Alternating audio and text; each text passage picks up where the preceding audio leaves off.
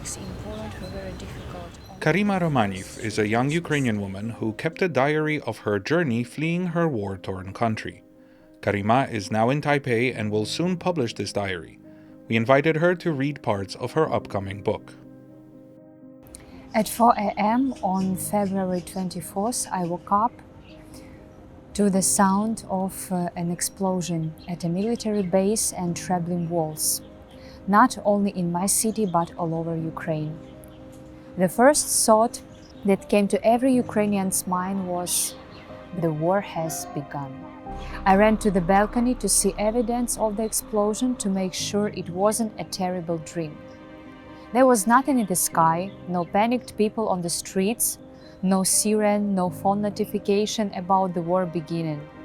People like me, who were 100% sure there would be no war, couldn't believe what was happening. God knows where those sounds came from. Maybe it was a military training and not a war. But after 5 hours, we found out what had really happened. The city had been occupied by Russians, and we needed to leave. When the first bombs dropped, Karima was staying with her mother in Kherson, the first Ukrainian city to fall to Russian forces. Kherson is close to Crimea, the territory illegally annexed by Moscow in 2014. Hours after the invasion began, Karima found a taxi for her family to get them out. We were leaving. At that moment, a military plane flew over my head and it was shut down, just crashed. I was shocked. I got into taxi to go to took my little brothers and sisters, and the taxi driver told me terrible stories about how the battle was raging outside the city and dozens of tanks were heading towards the city. I began filming them, mistakenly thought that they were our tanks coming to protect us. When I looked at the videos later and saw the Z sign on them, I realized I had been mistaken. This was just the beginning of Karima and her family's desperate journey to escape the war. But to reach safety, they would be forced to travel through enemy territory. Driving towards Ukraine was a road of death, and the Russians were shooting everyone on the road in the car. We were hostages.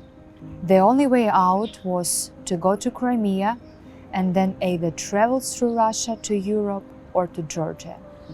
But there were many questions, such as whether I would be allowed to leave Russia with a Ukrainian passport, and how to leave Russia if they cancelled all flights abroad.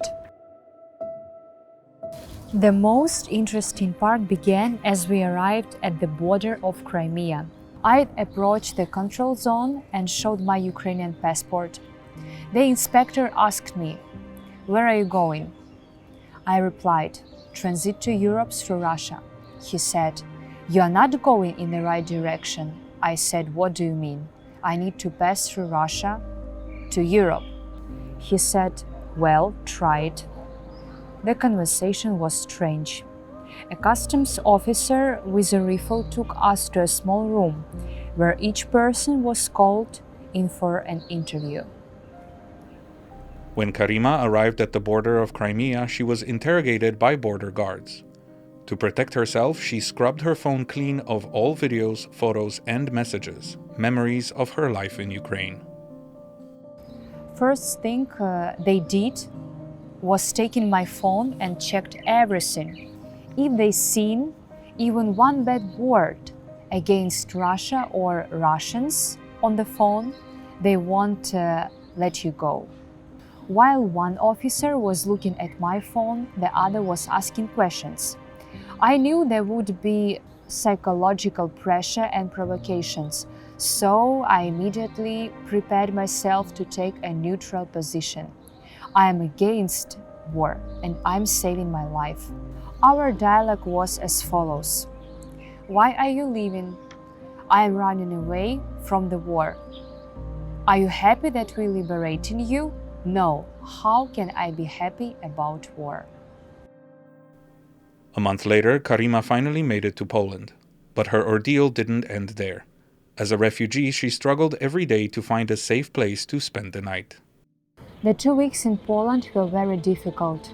Only the first 3 days we stayed in a hotel, then we changed our place of residence every day. Several million Ukrainians came to Poland, so all hotels, apartments and hostels were overcrowded. Our day went like this. We woke up in the morning, had breakfast, checked out at 12 o'clock, walked with our suitcase to the nearest cafe and searched for a place to stay for the night. We did this every day. After 2 weeks, I was tired of living on a suitcase, like a homeless person. Houses prices went up 2-3 times due to high demand, so money ran out very quickly. Renting an apartment was also difficult as Polish landlord didn't want to rent apartments to Ukrainians. Last September, Karima decided to go back to her hometown, Ukraine's capital, Kiev. She returned not just because she's used to the war now, but more importantly, because she says nothing can replace her home there. This is her message to the rest of the world. War is not what we read in the books or playing computer games. Once it starts, it's hard to stop it. But when there is a risk of it starting, everything must be done to prevent it. I sincerely wish that no one on earth would ever know that war is again. The war is still going on now, and a large number of people are dying every day. Who would have thought that the war would be more than a year? And even more than that. And every day I still pray for peace all over the world.